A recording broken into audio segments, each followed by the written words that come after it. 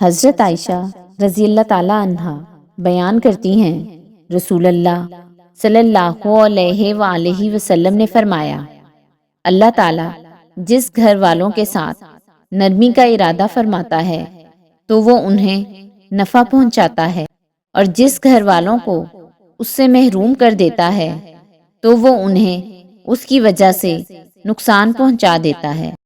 حضرت ابو ہریرہ رضی اللہ تعالیٰ عنہ سے روایت ہے کہ ایک آدمی نے نبی صلی اللہ علیہ وآلہ وسلم سے درخواست کی، مجھے وصیت فرمائیں۔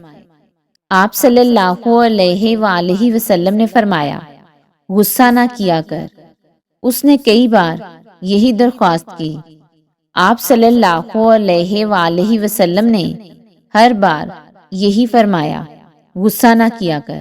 حضرت ابو ہریرہ رضی اللہ تعالیٰ عنہ بیان کرتے ہیں، رسول اللہ صلی اللہ علیہ وآلہ وسلم نے فرمایا، کسی کو پچھاڑنے والا شخص زیادہ طاقتور نہیں۔ طاقتور شخص تو وہ ہے جو غصے کے وقت اپنے آپ پر قابو رکھے۔